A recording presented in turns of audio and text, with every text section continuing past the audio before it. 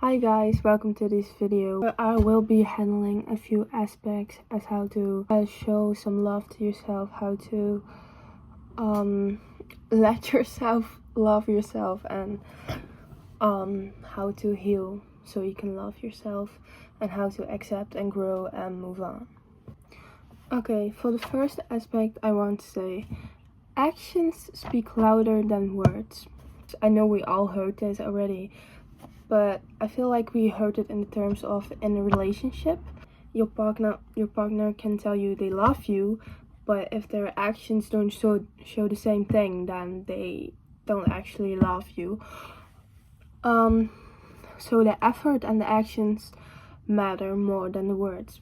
Don't get me wrong, everyone has a different love language. You know what's so perfect about this? You know your love language. If your love language is words of affirmations, you can focus on that overall. If your love language is like forms of gifts, you can give that to yourself and tell yourself that you deserve it, because you do, you really do. But either way, actions speak louder than words. As you can see, I have some flowers back there. And guess who the bought them for me? Guess who? Me. I just got out of a relationship and I feel like he was not prioritizing me or showing me the love that I needed from me. He never like bought me flowers or anything, and I was like, screw it, I can buy myself damn flowers.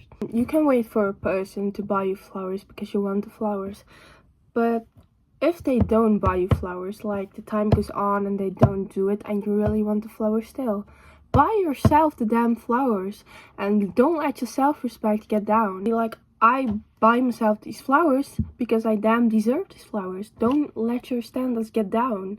Show yourself that you deserve it. If you're in a relationship and this person doesn't do this for you, and you just accept it and just stay there in the same situation and don't get these flowers, keep your standards up and show yourself where these standards are. Like, it's good to have the mindset of that you are priority and deserve a lot, but I feel like there are people and certain circumstances whereas if you haven't learned from it yet, from a different experience in your life, like this is the first time, or this is not the first time, but you just haven't learned the first time, your standards will get lowered because you accept it to get lowered, and like you don't show yourself, hey, I do deserve this. So you automatically, subconsciously are gonna think like, oh, okay, like, no honey, no. Actions speak louder than words. You want to go to the gym every morning, or once a week or twice a week, for example, and you don't go. If you would have like got an appointment with your like a personal trainer or a good friend of yours that you know is gonna go, and you decided like together that you're gonna meet there, you are. I damn know you are. Even if you don't feel like it, you're still gonna go. Why? Because it's disrespectful not to show up. But what do you do? Sorry, not the best manners to point. But what do you do? What do you do when you told yourself, you made this appointment with yourself? You better go, because else it will be the same exact thing. It will be disrespectful to yourself. You want to go, you made this appointment that you are gonna go. You told yourself you were gonna go, and not only did you lie to yourself, it's damn disrespectful. You disappointed a part of yourself. It's show up for yourself. Like, girl, don't just stand there and let people treat you like that. Don't stand there and let yourself treat you like that. Don't let you treat you like that. At the end of the day, they can be disrespectful to you, they can be disrespectful for you, but at the end of the day, it doesn't matter as long as you're respectful to yourself. But you know what? they disrespect you and you stay there, that's double disrespect. You are disrespecting yourself too by doing that. And I know it's hard and I will not judge anyone for it. Honestly, I did not understand people who got attached to someone and then let them disrespect them just because they love them. Then God showed me, like, here you are, here you have the experience. I have learned from it. Now I also have the experience to understand the people who are struggling with it. And for my next aspect, I want to say, forgive people. It's not your job to hold a grudge against someone. It's not your job to give them some karma or get revenge on them. It's not your job.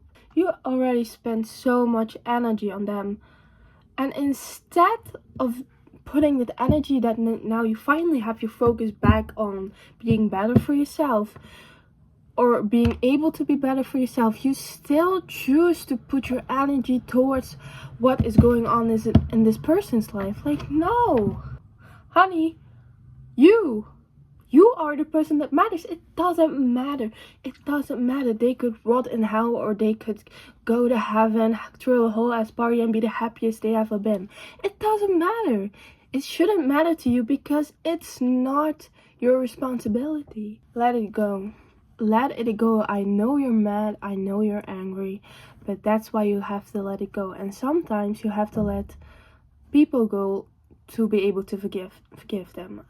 Sometimes you can't forgive them when they're in your life because they keep doing the same thing over and over again, and you just feel angry and you feel disrespected, everything. And angry is a good emotion, guys. Angry shows when you're feeling disrespected or anything. So I would not discourage anger in any way, but use it wisely. Don't just go out and turn this anger into hate and to putting more energy into them. It's not worth it. Let your inner child know they're safe with you. Let yourself feel the comfort of having yourself. Let yourself be your safe person. And let yourself feel that if you lose anyone, it doesn't matter because you still have the most important person in your life. The person you can always count on, the person that your inner child feels safe with, the person that is always there for you, that will never leave you, that will always be on your side. Every single detail of your life, you have been there. So be that comfort person for yourself. And this is also how to heal. Find out what your inner child has been struggling with. Go back to your past. I know it might hurt and you don't have to take leaps into it, guys. Just do some shadow work. You don't have to buy a book. Just go on Pinterest and search shadow work questions, and you will find enough, and just write them down and write your answers on it. Or even make your own shadow work questions, maybe even better. But to first start up with shadow work questions that are already there on Pinterest, that's a really good step, guys. Like, I know it has been hard for you, but you willing to go back in that experience even though it hurt you to heal and move on from it, that is so strong. I have had a lot of traumas from my childhood. I just act like nothing is going on now because I am okay now, and the only thing I'm experiencing now is the present. So, but it is still a part of me. It is still a part that's hurting my inner child. So what I have to do now is, I understand myself, okay? But what I have to do now is learn to understand my inner child. Journal, write what you feel, release the energy, and you will get to know. I promise, once you start writing, like, you won't even realize that you what you are gonna write. You just start and the words just come flowing out, the thoughts, the things you had in you without even realizing it. For my second last subject, I wanted to say, watch the things you consume.